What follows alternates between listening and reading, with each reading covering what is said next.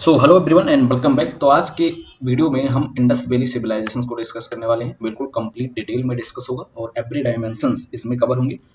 इस क्लास में आपको इंडस वैली सिविलाइजेशन से जितने भी क्वेश्चन बन सकते हैं उस सारे कंसेप्ट को, उस सारे फैक्ट्स को यहाँ पर हम डिस्कस करेंगे। ये इस सीरीज का लेक्चर नंबर 2 है और जो आपके लिए जीएस स्पेशल क्लासेस चलाई गई हैं सारे कॉम्पिटिटिव एग्जाम के लिए इंपॉर्टेंट है।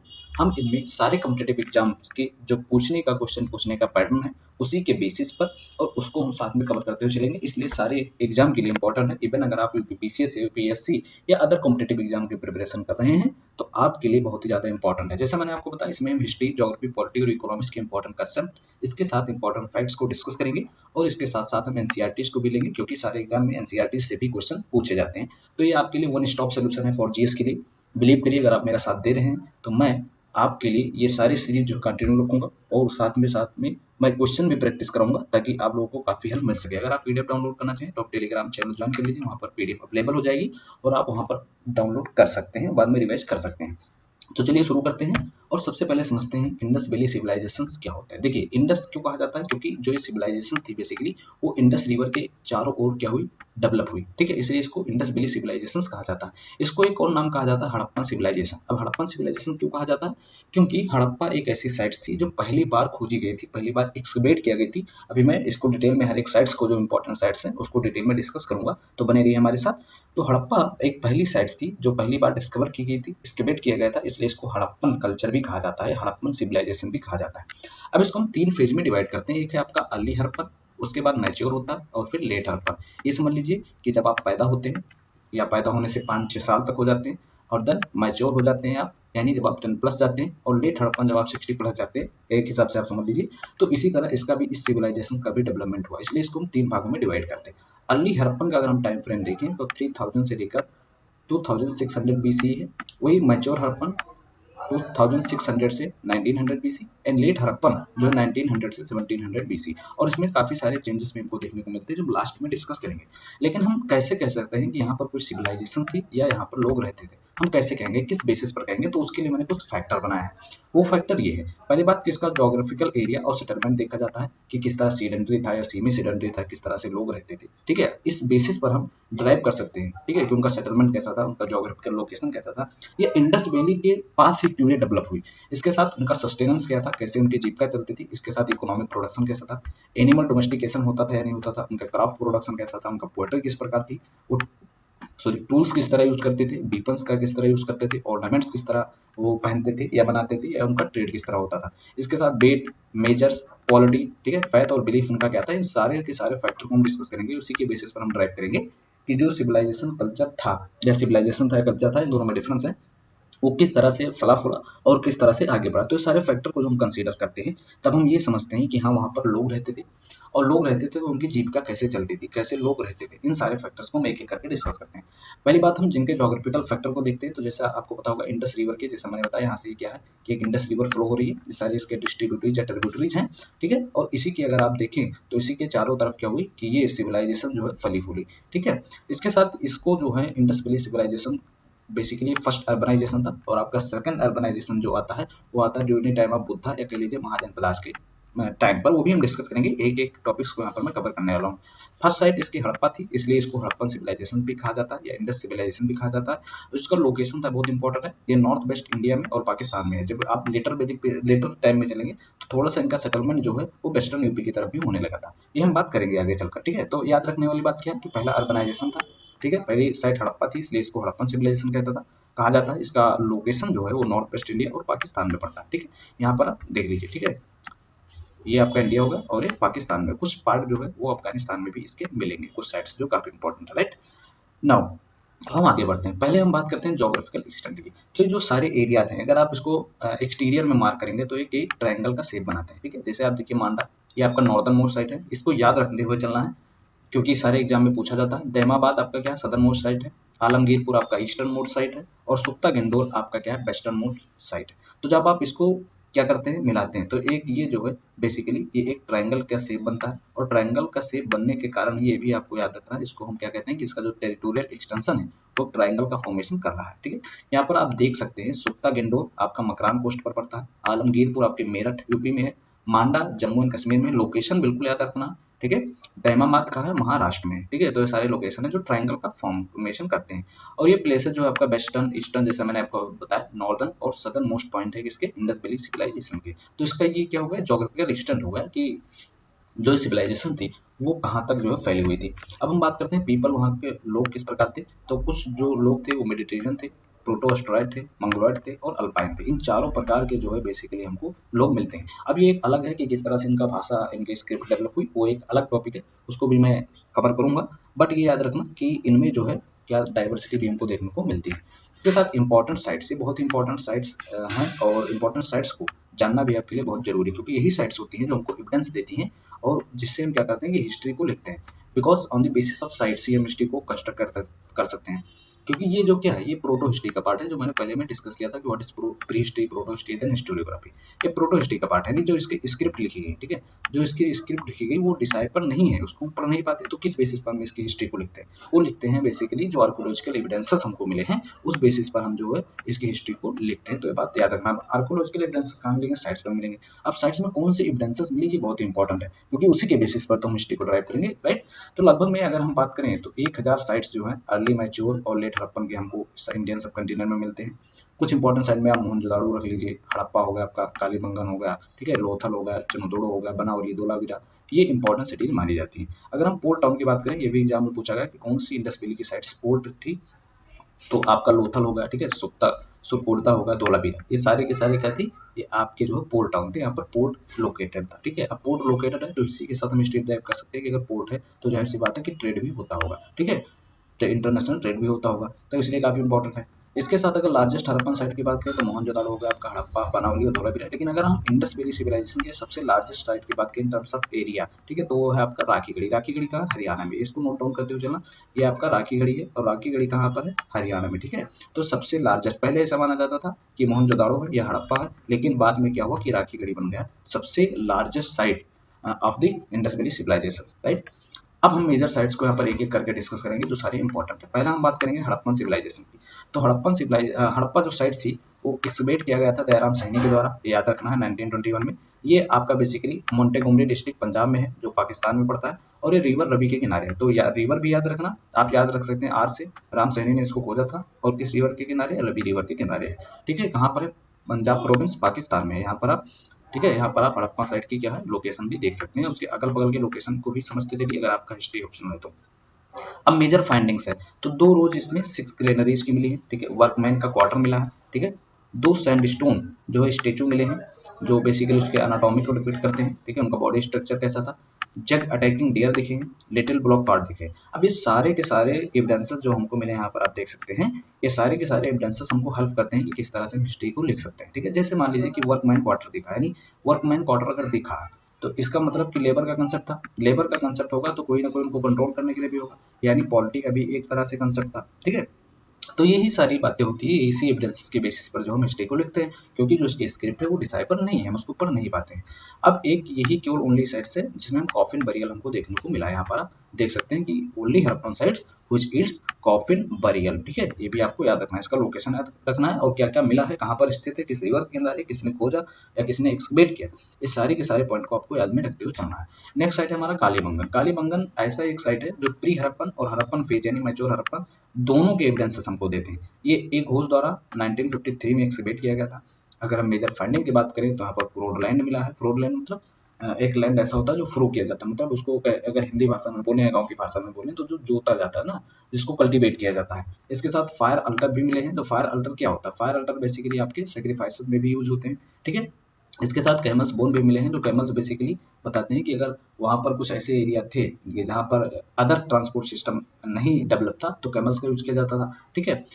ये भी मिले कि जो घर होते थे उनके अपने वेल होते थे जहाँ से वो पानी का यूज करते थे। इसके साथ है कहाँ, तो कालीबंगन आपको राजस्थान में मिलेगा, इसके साथ ही ये घग्गर रिवर पर मिलेगा, ये भी याद रखना। तो इस तरह से आप याद रख सकते हैं कालीबंगा या कालीबंगन और जी फॉर घग्गर, ठीक है।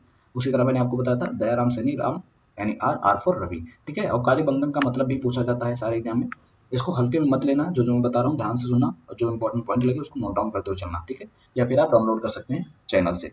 तो ब्लैक बैंगल्स भी इसको कहा जाता है। नेक्स्ट है हमारा लोथल, ठीक है, very important port town sites. ये आर राव के द्वारा 1953 में एक्सकवेट किया गया था। एक गुजरात में भोगवा रिवर के किनारे है, ठीक है, भोगवा रिवर के किनारे नियर गल्फ ऑफ कैम्बे। ये भी इंपॉर्टेंट है ना कि कहाँ पर है, ठीक है, gulf of Cambay, gulf of Kutch, ये सब याद रखने वाली बातें हैं क्योंकि एग्जाम में पूछे जाते हैं।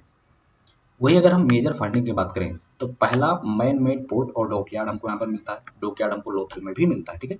इसके साथ बीड मेकिंग फैक्ट्री यहाँ पर मिलता है। राइस का बस्क मिलता है। राइस का बस्क क्या होता है, जो राइस होता है ना, तो जब आप उसको पालिसर, अगर आप हिंदी मीडियम के हैं तो आपको पता होगा, तो पालिसर से उसको हस्क को निकाल लिया जाता था। तो हस्क भी हमको मिले, ये सजेस्ट करता है कि राइस का कल्टीवेशन होता था।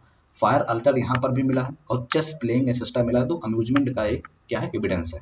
इसके साथ यहाँ पर सबसे इंपॉर्टेंट क्या है कि जॉइंट बरियल मिला है। जॉइंट बरियल मिला है और ये जो है एक सजेशन है कि वहां पर सती का प्रैक्टिस था, यानी इंडस वैली सिविलाइजेशन में सती प्रैक्टिसेस थी, ठीक है। तो याद रखना लोथल के बारे में, पहला मैन मेड पोर्ट है, डॉकयार्ड है, बीड मेकिंग फैक्ट्री मिली है, फायर अल्टर है, चेस प्लेइंग और जॉइंट बरियल भी हमको मिले हैं। यानी जब उसका हस्बैंड क्या होगा, उसके हस्बैंड की डेथ होगी तो भी उसी के साथ में क्या होगी, सती होगी, that is slavery, right, sorry, sati. Then next is अमरी, ये भी बहुत इंपॉर्टेंट है। एनजी मजूमदार द्वारा इसको 1935 में एक्सकवेट किया गया था। ये सिंध में है, पंजाब प्रोविंस सिंध में, और ये इंडस रिवर के किनारे, ठीक है। आई से आप याद रख सकते हैं जहाँ तक हो सके, आई फॉर इंडस। यहाँ पर एंटलप, एंटलप के हमको एविडेंसेस मिलते हैं सॉरी। तो ये याद रखना कि एंटलप के एविडेंसेस हमको कहाँ पर मिलते हैं, क्वेश्चन पूछा जा सकता है। इस टॉपिक को इग्नोर बिल्कुल मत करिएगा क्योंकि इस टॉपिक से बहुत सारे क्वेश्चंस आते हैं। नेक्स्ट है हमारा चनहुदड़ो, ठीक है। चनहुदड़ो एक ऐसा साइट है, केवल एक साइट है, याद रखना, ओनली साइट है जहाँ पर सिटाडल हमको नहीं मिले। भाई सिटाडल क्या होता है, जब हम इसके हाउसिंग पैटर्न पर डिस्कस करेंगे तो हम आपको बताएंगे सिटाडल या लोअर टाउन क्या होते हैं, ठीक है। तो ये एक ऐसी साइट है जहाँ पर कोई सिटाडल ही नहीं है, बिल्कुल। कौन सी साइट है, चनहुदड़ो। एक्सकवेट किया गया था एनजी मजूमदार के द्वारा 1931 में, ये भी सिंध प्रोविंस और इंडस रिवर के किनारे, ठीक है। मेजर फाइंडिंग में बीड मेकर्स, ठीक है, या bead making factory, shop, inkpot, footprint of dog जो सजेस्ट करते हैं कि डॉग का डोमेस्टिकेशन होता था, डॉग चेजिंग अ कैट यानी कैट भी थी। तो ये सारी बातें हमको पता चलती है। नेक्स्ट इज बनावली। बनावली आपका हरियाणा में पड़ता है। ये भी प्री हड़प्पन और हड़प्पन फेज दोनों दिखाते हैं। एक्सकवेट किया गया था आर एस बिस्ट द्वारा 1974 में और ये हिसार डिस्ट्रिक्ट हरियाणा में लोकेटेड है। मेजर फंडिंग की बात करें तो यहाँ पर गुड क्वालिटी ऑफ बार्ली मिली जो सजेस्ट करते हैं कि बार्ली का कल्टीवेशन होता था। हॉर्सेस का बोन्स मिला, लेकिन हॉर्सेस का बोन्स मिला है, लेकिन ऐसा कंसेप्ट माना जाता है कि हॉर्सेस का जो कंसेप्ट आया वो आया ऋग्वेदिक पीरियड में, जो नेक्स्ट टॉपिक है आपका। यहाँ पर ऐसा मिला है बट ये सजेस्ट नहीं करता कि हॉर्सेस की प्रैक्टिस होती थी, राइट, या चैरियट्स की प्रैक्टिस थी। तो ये बेसिकली कंसेप्ट आपका ओरिजिनेट होता है ऋग्वेदिक पीरियड में। इसके साथ बीड मेकिंग शॉप्स भी हमको मिले हैं। अभी बीड मेकिंग क्या होता है ये भी हम डिस्कस करेंगे। बीड मेकिंग कह लीजिए एज अ यूज किया जाता था, जो कह सकते हैं कि ज्वेलरी वगैरह में, राइट, और इसके साथ में और भी बहुत सारी यूज होती थी। अब हम बात करते हैं दो और ही इंपॉर्टेंट साइट्स के बारे में। एक है सुख्ता गिंडोर जो बलूचिस्तान में है, दास्त रिवर के किनारे, ठीक है, ये याद रखना। डी सुख्ता गिंडोर, डी फॉर दास्त रिवर, ठीक है, बिल्कुल याद रखना क्योंकि जो इंपॉर्टेंट होते हैं, जो बच्चे सोचते हैं इंपॉर्टेंट नहीं है, वही वो एग्जाम में पूछता है। ये वेस्टर्न हड़प्पन साइट्स है, जैसा मैंने आपको पहले बताया, एक्सकवेट किया गया था स्टीन के द्वारा 1929 में, और एक ट्रेड पॉइंट था हड़प्पन और बेबीलोन सिविलाइजेशन के बीच में एक ट्रेड पॉइंट था, ठीक है। यानी सुख्ता गिंडोर भी एक क्या था, पोर्ट टाउन भी कह सकते हैं। अब आते हैं सुरकोटदा। सुरकोटदा 1964 में जेपी जोशी द्वारा एक्सकवेट किया गया था। यहाँ पर हमको हॉर्सेस के बोन्स मिले हैं, बीड मेकिंग शॉप्स भी यहाँ पर हमको मिले हैं। नेक्स्ट है हमारा आलमगीरपुर। आलमगीरपुर आपका उत्तर प्रदेश मेरठ डिस्ट्रिक्ट में पड़ता है। ये रिवर हिंडन के किनारे और हिंडन एयरवेज से आपको भी याद रखना है, तो आप याद रख सकते हैं। ये वाई डी शर्मा 1958 में इसको एक्सकवेट किया गया था, ठीक है। यहाँ पर आपको लेट हड़प्पन कल्चर का इंप्रेशन मिलेगा क्लॉथ्स वगैरह पर या फिर पॉटरी पर। तो अगर आपको लेट हड़प्पन के बारे में पढ़ना है तो ये साइट्स जो है काफी इंपॉर्टेंट हो जाती है। नेक्स्ट है धोलावीरा, बहुत इंपॉर्टेंट साइट से, इससे काफी क्वेश्चन पूछे जाते हैं। ये जेपी जेसी द्वारा खोजा गया था और 1991 में, ठीक है। ये फाइंडिंग बहुत ज्यादा इंपॉर्टेंट है भाई, इसको याद रखना। यहाँ पर एक जाइंट वाटर रिजर्वोयर मिला, यूनिक वाटर हार्वेस्टिंग सिस्टम भी यहाँ पर डेवलप था। ये बहुत याद रखना है, इंपॉर्टेंट बातें हैं, ओके, कि किस तरह से यहाँ पर क्या मिला है। तो वाटर हार्वेस्टिंग का सिस्टम भी था। इसके साथ एक यहाँ पर इंस्क्रिप्शन मिला है जिसमें 10 सबसे बड़े साइन देखा गया हड़प्पन स्क्रिप्ट के, ठीक है। इसके साथ में ये तीनों फेजेस को दर्शाता है, अर्ली, मैच्योर, लेटर वैदिक, सॉरी लेटर फेज, तीनों फेज के बारे में हमको यहाँ से पता चलता है। इसके साथ में सैंडस्टोन का यूज होता था और मड ब्रिक का यूज होता था। ये सारे के सारे एविडेंसेस हमको धोलावीरा में मिले हैं। नेक्स्ट है हमारा राखी गढ़ी। ये सबसे लार्जेस्ट साइट है इन टर्म्स ऑफ एरिया। ये हिसार डिस्ट्रिक्ट हरियाणा में है, ठीक है। इसके साथ फतेहगढ़ हरियाणा में भी पड़ता है। लगभग में 350 हेक्टेयर में है, ठीक है। अब नई फाइंडिंग हमको मिली कि दो इसमें एडिशनल माउंट एड किए गए, खोजे गए, जिससे इंडस वैली सिविलाइजेशन का सबसे लार्जेस्ट साइट्स बन जाता है, ठीक है, और टाउन्स भी बन जाता है इन द वर्ल्ड में। ये तीनों कल्चर के जो है फेजेस को यहाँ पर शो करते हैं। तो मैंने बताया ना कि कौन सी साइट सबसे लार्जेस्ट है, that is Rakhigarhi, located in Haryana. अब हम ये तो साइट्स के बारे में मैंने डिस्कस कर लिया कि कौन कौन सी साइट्स थी, वहां पर कौन कौन से एविडेंसेस हमको मिले हैं। अब इसी एविडेंसेस के बेसिस पर हम क्या करते हैं कि लोगों के रहन सहन के तरीका को समझेंगे, लोग खाते पीते क्या थे उसको समझेंगे, लोग पहनते क्या थे उसको समझेंगे, उनका घर कैसा था उसको समझेंगे, वाटर हार्वेस्टिंग सिस्टम कैसा था उसको समझेंगे, ट्रेड कैसा था उसको समझेंगे, रिलीजियन कैसा था उसको समझेंगे। जैसे एक है मोहनजोदाड़ो, यहाँ पर एक छूट गया इंपॉर्टेंट साइड, मोहनजोदाड़ो। मोहनजोदाड़ो में हमको ग्रेट बात मिलते हैं, ठीक है, वो सजेस्ट करते हैं कि यहाँ पर कुछ ना कुछ रिचुअल प्रैक्टिसेस होती थी, राइट, तो ये भी काफी इंपॉर्टेंट है। ग्रेट ग्रेनरीज मिलती है जहाँ पर ग्रेन को स्टोर किया जाता था, तो भी काफी इंपॉर्टेंट है कि ग्रेन को स्टोर क्यों किया जाता था, तो आगे फाइमाइन वगैरह अगर आ जाए तो वहां पर काम दे। तो इस तरह से हिस्ट्री को हम बनाते हैं based based on the evidences.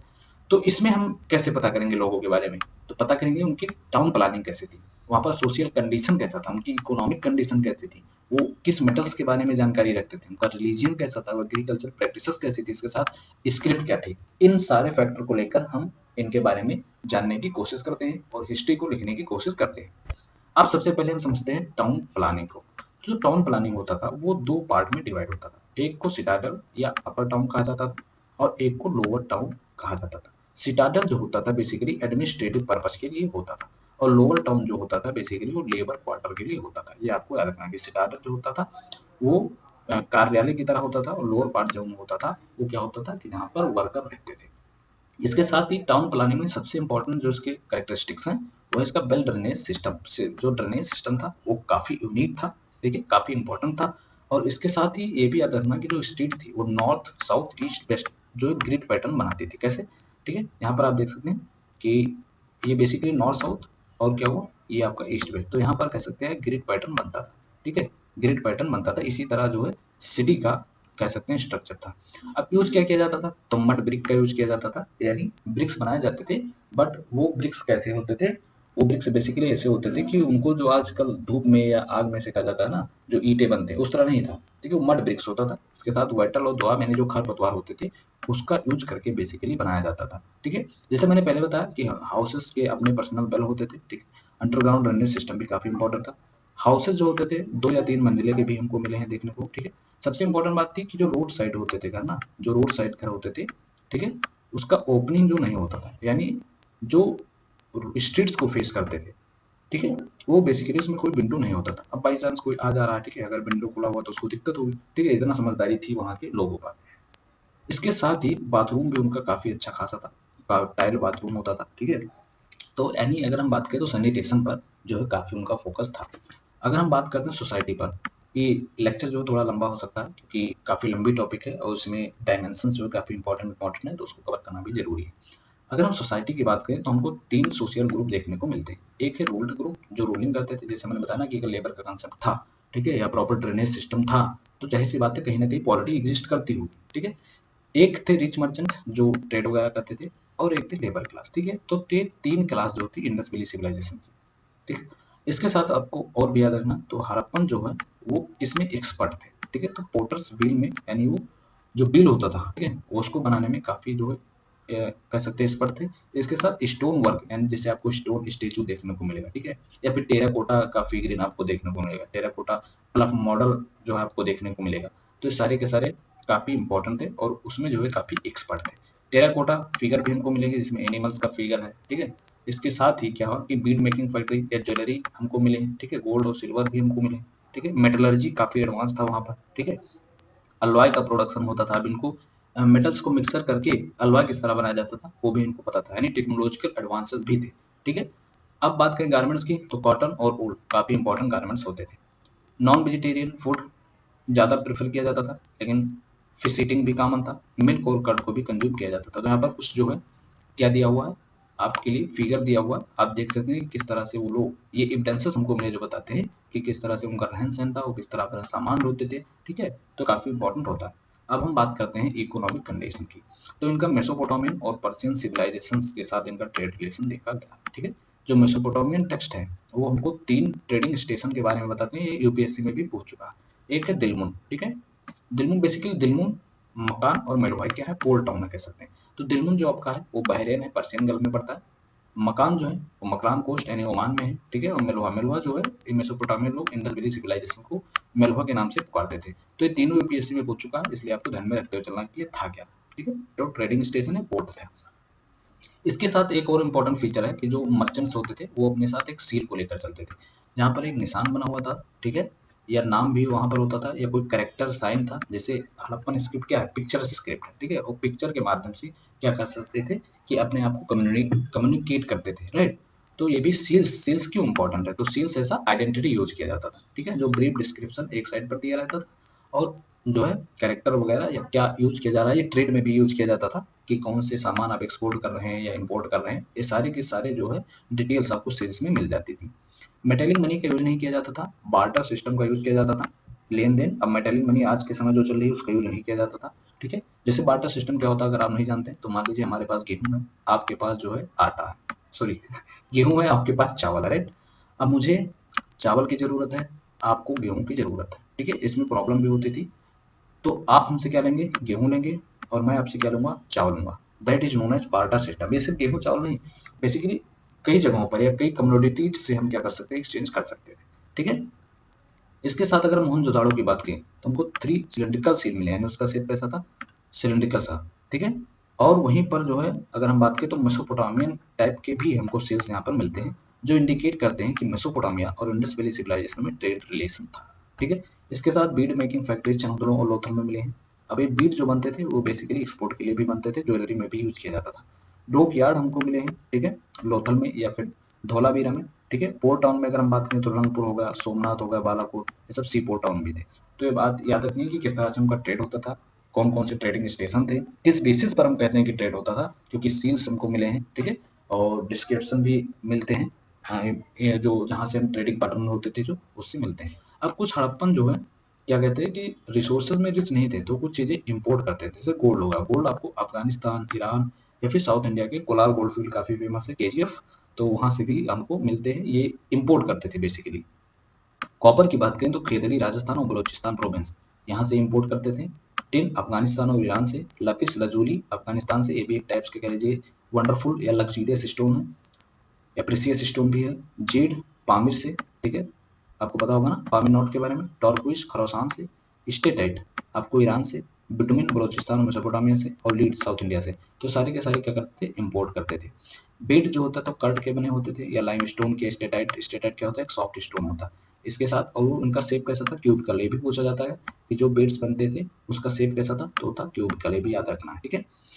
इसके साथ ही और हम बात करें तो मोहनजोदाड़ो में एक सेल स्केल भी मिली है, इसके साथ एक सेल का ऑब्जेक्ट भी मिला है जो बेसिकली एंगल को मापने के लिए यूज होता था, ठीक है। तो काफी इंपॉर्टेंट अगर हम कह सकते हैं, तो वैसे इसको सिविलाइजेशन नहीं कहा जा सकता।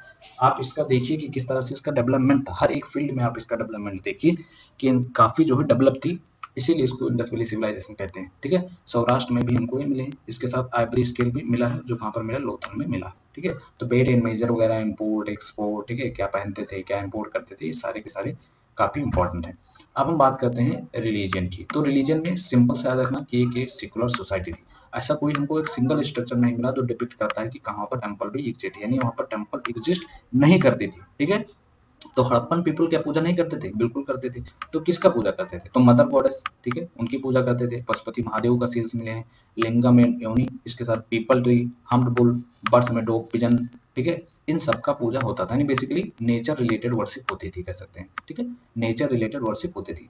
डेड बॉडीज को आज के समय अगर आप देखें नॉर्थ इंडिया में पार्टिकुलरली, तो ऐसा है ही कि जब कोई मरता है तो उसको नॉर्थ साउथ डायरेक्शन में क्या होता है कि लटाया जाता है, ठीक है। तो अभी आपको याद रखना है कि जो डेड बॉडी जो होती थी वो नॉर्थ साउथ डायरेक्शन में बेसिकली प्लेस की जाती थी। इसके साथ वहाँ पर ऐसा भी देखा गया है, यहाँ पर आप देख सकते हैं कि जो डेड बॉडीज होती थी उसके साथ food, poetry, ornaments and tools, ये सब भी रखा जाता है। ऐसा मानना उनकी मान्यता थी कि आगे चलकर या अगले जन्म में उनको सारी चीजें मिल जाएंगी और वो उनको हेल्प करेंगे, ठीक है। तो एक्सिबिशन से आप यहाँ तक देख सकते हैं कि किस तरह से जो है बेसिकली डेड बॉडीज के साथ ये सारे के सारे जो है प्रोडक्ट दिए गए हैं, ठीक है। अगर वहीं हड़प्पा मैंने पहले ही बताया था कि कॉफिन बरियल सबको मिले, तो हड़प्पा में कॉफिन बरियल में मिले जिसमें बॉडीज हैं। बॉडीज मीन्स ये कई बॉडीज वहां पर मिली हैं एक साथ में, जो सती का मैंने बताया था ना। इसके साथ लोथल में देखें तो एक पेयर मेल और फीमेल, ठीक है, यहाँ पर भी डिस्कवर किया गया है। इसके साथ में 3 मेथड यूज किए जाते थे बरियल के लिए। एक होता था कंप्लीट बरियल, देखिए कितना डिटेल में मैं आपको बता रहा हूँ, बेसिक और डिटेलिंग में नहीं जा सकते और ना ही इससे और डिटेल में पूछता है। तो एक होता था कंप्लीट बरियल, एक होता था फ्रैक्शनल बरियल, ठीक है, जहाँ पर बोन्स को इकट्ठा किया जाता था जब हम उनको जलाकर कंप्लीट कर देते थे। और एक होता है कंप्लीट बरियल। अब ये फ्रैक्शनल बरियल आज के टाइम में भी यूज किया जाता है। बेसिकली उनको जला दिया जाता है, उसके बाद हड्डी को इकट्ठा करके किसी भी रिवर में फेंक दिया जाता है, तो आज भी ये कॉमन है। इसके साथ एक होता था क्रीमेशन, ठीक है। तो सारे के सारे 3 टाइप्स के बरियल का यूज किया जाता था, complete, fractional and cremation. Kalibangan की अगर हम बात करें तो एक स्मॉल सर्कुलर पिट्स मिले हैं, इसमें लार्ज नंबर ऑफ अंश मिले हैं और पोट्री भी हमको मिले हैं, ठीक है। इसके साथ में जो शो करते हैं कि वहाँ पर एनिमल सेक्रीफाइसेस भी था। अब अगर क्वेश्चन पूछ लेता है या किसी एक स्टेटमेंट में दे देता है कि इंडस वैली सिविलाइजेशन में एनिमल सेक्रीफाइसेस किया जाता था, तो डेफिनेटली किया जाता था, क्योंकि हमको लार्ज अर्थ मिले हैं, ठीक है, सर्कुलर पिट्स मिले हैं, तो सारे के सारे इंपॉर्टेंट है। मदर गॉडेस का भी यहाँ पर फिगर भी देख सकते हैं, इसकी पूजा होती थी। अब हम बात करते हैं एग्रीकल्चर की। तो अगर हड़प्पन सिविलाइजेशन सबसे अर्लीस्ट सिविलाइजेशन माना जाता था जो कॉटन का प्रोडक्शन करता था। लोगों के पास सफिशिएंट फूड ग्रेन्स होते थे अपने आप के लिए, ठीक है। इसके साथ जो सरप्लस फूड ग्रेन होते थे उसको ग्रेनरीज में रख दिया जाता था, ताकि आगे चलकर किसी फैमाइन वगैरह अगर आता है तो काम दे दे। अब हड़प्पन उगाते क्या थे, तो इसमें आपको याद रखना बीट, मेहरगढ़ में हमको एविडेंसेस मिले, बार्ली हो गया, हॉर्स होगा, पीज होगा, मेलन होगा, वाटरमेलन होगा, और कई सारे जो है मेहंदी वगैरह, राइस वगैरह, जैसे मैंने आपको बताया था राइस हस्क मिले, मस्टर्ड वगैरह, गार्लिक वगैरह, ये सारे के सारे जो है उगाते थे, ठीक है। एक्सप्लॉइटर राइवराइन और मरीन रिसोर्सेज के भी यूज करते थे, फिश वगैरह हो गए, प्लैंक्टन्स वगैरह, ये सारे के सारे यूज किए जाते थे। कह सकते हैं बेसिकली मैंने बताया ना कि नॉन वेजिटेरियन भी लोग थे। इसके साथ में अगर हम बात करें एनिमल्स की, तो कैटल्स, ठीक है, जिसमें ऑक्सन, बफेलो, गोट्स, शीप्स वगैरह ये सब पाले जाते थे। कैट्स और डॉग भी डोमेस्टिकेट किए जाते थे, ठीक है। अगर आप देखें तो हमको एक पोएट्री मिलती है, पोएट्री पर हमको एविडेंसेस मिलते हैं कुछ पेंटिंग्स का, जिसमें हमको रैबिट्स मिलते हैं, पीकॉक्स हो गया, ducks, pigeon, wild fowls and monkey, यानी इन सबके जानवर के बारे में भी इनको अच्छी खासी जानकारी थी। वुडन प्लफ आपको मिलते हैं। वुडन प्लफ मतलब क्या हो कि लकड़ी का एक प्लफ मॉडल बना होता है जो हमको सजेस्ट करते हैं कि खेती बाड़ी होती थी थ्रू दी प्लफ, ठीक है, उनको कालीबंगन मिले। इसके साथ टेराकोटा मॉडल, यानी टेराकोटा मॉडल मिट्टी के जो मॉडल्स होते हैं प्लफ के, यानी जो फील्ड के होते थे मिट्टी के मॉडल्स हमको मिले हैं। कहाँ पर मिले, बनावली और भावलपुर में। ये याद रखना है आपको कि वुडन प्लफ कहाँ मिले और टेराकोटा मॉडल कहाँ पर मिले हैं प्लफ के। हॉर्सेस के रिमेन्स जैसे मैंने आपको पहले बताया सुरकोटदा में मिले। ऐसा भी देखा गया कि डॉग्स जो है वो ह्यूमन के साथ भी दफनाए गए थे, ठीक है। रोपड़ में हमको देखने को मिलता है, जो एनिमल सेक्रीफाइसेस की तरफ इंडिकेट करते हैं। अब हम स्क्रिप्ट और मेटल के बारे में जानते हैं कि उसकी स्क्रिप्ट कैसी थी। पूछ चुका है एग्जाम में गाइस, तो बहुत ध्यान से पढ़ना। जो उनकी स्क्रिप्ट थी हड़प्पन की, वो पिक्टोग्राफिक और लोगो सिलेबिक थी, ठीक है, यानी बेसिकली वो पिक्चर डिपिक्ट करते थे और पिक्चर से ही आपस में क्या करते थे, कम्युनिकेट करते थे, जो सील्स में भी हमको देखने को मिलता है। इनका जो राइटिंग स्टाइल थी वो गुस्टो फेड्रोन थी, ठीक है। हड़प्पन स्क्रिप्ट अभी तक डिसाइफर नहीं हो पाई है। अगर वही मेटल्स की बात करें तो कॉपर, ब्रोंज, सिल्वर, गोल्ड, सारे के सारे मेटल, लेकिन आयरन का यूज नहीं था। आयरन वो लोग नहीं जानते थे। आयरन आपको कहाँ पर मिलेगा, लेटर वैदिक पीरियड में। क्राफ्ट्समैन वहाँ पर थे जो बेसिकली कई आर्टिफैक्ट बनाते थे। इसके साथ मैंने अलॉय का बताया था, ठीक है, कॉपर और ब्रोंज को मिक्स किया जाता था, ठीक है। Knifes, mirror, x, metal, slings, ये सारे के सारे जो डेली नीड्स की चीजें हैं वो सारे के सारे बनाए जाते थे। सील्स क्या होती है मैंने बता दिया, बहुत ही इंपॉर्टेंट कंसेप्ट है सील्स का, उसको ध्यान में रखते चलना। अब हम आते हैं डिक्लाइन का, कि इनके इंडस वैली सिविलाइजेशन जो इतना फ्लरिश कर रही थी, इतना टेक्नोलॉजिकल एडवांस थी, वो कैसे डिक्लाइन हुई, ठीक है। तो ऐसा माना जाता है कि 1900 बीसी के बाद में डिक्लाइन होना शुरू हुई।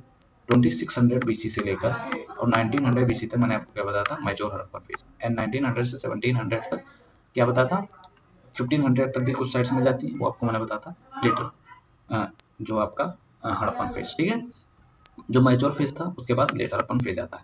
अब पॉसिबल कुछ थ्योरीज हैं कि किस तरह से जो है डिक्लाइन हुआ। पहला है कि आर्यन इन्वेजन, की आर्यन ने इन्वेट किया, जिसके कारण यहाँ पर स्टेबिलिटी डिस्टर्ब हो गई और बेसिकली ये धीरे धीरे रिप्लेस कर दी गई बाई आर्यन। कुछ ऐसा माना जाता है कि इकोलॉजिकल डिस्टर्बेंस हुआ, ठीक है, चेंजेस हुए, ज्योग्राफी में चेंजेस हुए, इसके साथ होगा, या रिवर कोर्स अपना बदल गई, ठीक है, जिससे तो इसके साथ जब रिवर्स का कोर्स बदल जाएगा तो एग्रीकल्चरल सोसाइटी जो थी वो इतना फ्लरिश नहीं करेगी।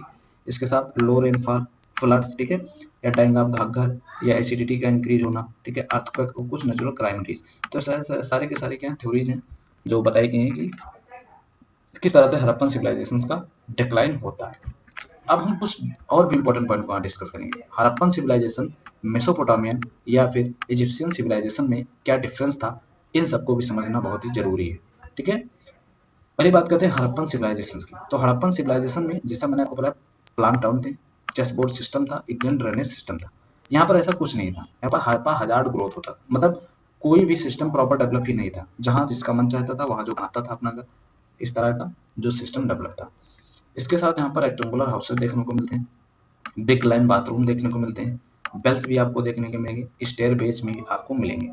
ऐसा कोई भी टाउन प्लानिंग जो मेसोपोटामियन में नहीं था, ठीक है, ना ही ऐसा कोई यूनिक एस्पेक्ट देखने को मिला।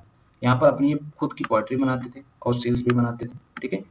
इसके साथ ही और हम बात करें तो इन्होंने अपना खुद का स्क्रिप्ट, जैसे मैंने बताया पुस्टोफेड्रोन, वो खुद का स्क्रिप्ट जो बेसिकली इन्होंने अपना खोजा था, ठीक है, जिसमें बेसिकली इजिप्शियन और मेसोपोटामियन का कोई भी कह सकते हैं इन्फ्लुएंस नहीं था, ठीक है। वही अगर हम मेसोपोटामिया की बात करें तो उनका क्यूनिफॉर्म स्क्रिप्ट यहाँ पर आप देख सकते हैं, दिस इज क्यूनिफॉर्म स्क्रिप्ट। और वही इजिप्शियन की बात करें तो हीरोग्लिफिक स्क्रिप्ट, राइट।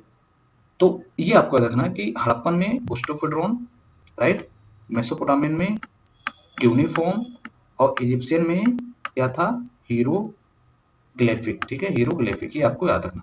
ये सारे के सारे डिसाइफर हो चुके हैं, बट पुस्टोफेड्रोन अभी डिसाइफर नहीं हुआ, और इसी के कारण हमको इंडस वैली सिविलाइजेशन के बारे में भी जानकारी मिलती है, ठीक है। अगर वही बात करें तो मेसोपोटामियंस जो है अपना लेटर जो होते थे वो टेबलेट्स वगैरह, टेबलेट्स वो क्या होता है, वैसे मिट्टी का एक टेबलेट्स की तरह ले लीजिए और इसी पर जो है अपना मार छोड़ दी थी, दैट इज कॉल्ड टेबलेट। जबकि अगर हम वही बात करें तो इजिप्शियन जो होते थे वो पाइपरस शीट पर अपना लिखते थे, ठीक है। हड़प्पन जो होते थे वो बेसिकली अपना स्क्रिप्ट सील्स पर लिखते थे, तो ये भी आपको याद रखना। अगर हम साइन की बात करें तो 1900 बीसी के बाद हमको कोई साइन देखने को नहीं मिलती, तो ये इंडिकेट करती है कि इंडस वैली सिविलाइजेशन डिक्लाइन की तरफ जा रही थी। लेकिन अगर वही हम इजिप्शियन या मेसोपोटामियन की बात करें तो 1900 बीसी के बाद भी हमको साइन देखने को मिलता है। ये सबसे वाइडर एरिया में थी और हड़प्पन के कंपैरिजन में ये दोनों बहुत ही स्मॉल एरिया में थी। तो ऐसा भी पूछा जा सकता है कि हड़प्पन, मेसोपोटामियन और इजिप्शियन में कौन सी सबसे वाइडर एरिया में फैली हुई थी। तो आपको स्क्रिप्ट का नाम याद रखना है, ठीक है, किस तरह से उनका टाउन प्लानिंग सिस्टम था ये भी आपको याद रखना है, उनका अपना जो स्क्रिप्ट था वो भी याद रखना, राइट। अब हम लास्ट टॉपिक है आपका लेट हड़प्पन फेज 1900 से 1300 बीसी तक देखा गया, ठीक है। अब अगर हम बात करें तो जो अर्बनिज्म का कंसेप्ट था, जैसे मैंने पहले आपको बताया था कि हड़प्पन जो है पहला अर्बनाइजेशन था, लेकिन लेट हड़प्पन उनके कुछ कैरेक्टरिस्टिक होते हैं ना, अपने जो शहरीकरण होते हैं उनके कुछ फीचर होते हैं, वो किस तरह गाँव से अलग होते हैं। उसी तरह अगर हम देखें तो सील्स या फिर craft, cities, long distance trade, ये सारे के सारे हमको डिसअपियर फॉर्म में मिलते हैं लेट हड़प्पन फेज में, जो शो करते हैं कि डिक्लाइन हो रहा था और अर्बनाइजेशन बिल्कुल भी नहीं था, ठीक है। ऐसा नहीं कह सकते बिल्कुल भी नहीं था, कुछ रीजन में था, बट ये एक अर्बनाइजेशन के जो एलिमेंट थे वो डिसअपियर हो चुके थे। कुछ टाउन जो है थे अर्बन सेंटर के, जो मैंने पहले आपको बताया लेट हड़प्पन में, याद रखना, कुडवाला इन कोलिस्तान, बेट द्वारका इन गुजरात, उदयमाबाद, ये सारे के सारे थे जो कुछ अर्बन एलिमेंट्स हमको शो कर रहे थे, और ये साइड क्या है, लेटर हड़प्पन फेज के साइड से। इसमें एक की डेवलपमेंट देखा गया है, क्या देखा गया है कि इस फेज में डबल क्रॉपिंग हमको देखने को मिलती है। क्या देखने को मिलती है, डबल क्रॉपिंग, यानी बीट और बार्ली एक साथ ग्रो किए जाते थे, ठीक है, विंटर में, ठीक है, राइस, मिलेट और सोरगुम ये समर क्रॉप, यानी डबल क्रॉपिंग सिस्टम भी हमको देखने को मिलता है। अब इसके कुछ की फीचर्स हैं लेट हड़प्पन फेज की, इसको भी याद रखना है। बेसिकली जो लेट हड़प्पन फेज था वो एक रूरल सेटलमेंट था, ठीक है, और एक कैल्कोलिथिक इन नेचर में था, ठीक है। इसके साथ पोस्ट अर्बन हड़प्पन जो बेसिकली वो विलेजेस में रहते थे, उनका सस्टेनेंस एग्रीकल्चर था, स्टॉक रेजिंग था, हंटिंग और फिशिंग था। इस पीरियड की अगर हम बात करें तो जो पहले पेंटेड ग्रे बेयर ज़्यादा डेवलप थी, वो जो है लेस इंट्रिकेट डिजाइन में कन्वर्ट हो गई। इसके साथ में लेंथ को मेजर करने के लिए कोई भी ऑब्जेक्ट हमको नहीं मिला है इस पीरियड के। इसके साथ में इस पीरियड जो में हमको दिखाते हैं कि यहाँ पर जो हड़प्पन ट्रेड था वेस्ट एशियन सेंटर्स के लिए, सेंटर्स के साथ वो हमको इंड देखने को मिलता है, यानी बंद हो गया था। लपिस लजूरी या कट या ये सारे के सारे या तो ऑप्शन थे या तो स्केर्स माने जाते हैं या तो नहीं थे, यानी ट्रेड बेसिकली नहीं होता था। अगर हम इम्पोर्टेंट प्लेसेस की बात करें तो अगर हम देखें तो प्रभास पाटन सोमनाथ में, रंगपुर गुजरात में, स्वात वैली, ओके, मांडा इन जम्मू, ओके, संघोल इन पंजाब, दौलतपुर हरियाणा, आलमगीरपुर हुलासे सारे के सारे लेट हड़प्पन फेज के साइट्स माने जाते हैं। इन साइट्स को बिल्कुल भी इग्नोर नहीं करना है, इनका लोकेशन कहाँ है, कौन कौन सी साइट्स लेट हड़प्पन में आती हैं, हड़प्पन फेज में आती हैं, सबको आपको याद रखते हुए चलना है। कैसा लगा वीडियो आप जरूर बताएं कमेंट सेक्शन में। सब्सक्राइब नहीं किया तो सब्सक्राइब कर लीजिए। अगर आप पीडीएफ चाहते हैं तो इस चैनल पर जाइए, मिनी होर आईएएस, ठीक है, मिनी होर आईएएस, तो वहां से आप पीडीएफ का डाउनलोड कर सकते हैं। पढ़ते रहिए, आनंद लेते रहिए, मिलते हैं नेक्स्ट वीडियो में, तब तक के लिए ऑल द बेस्ट।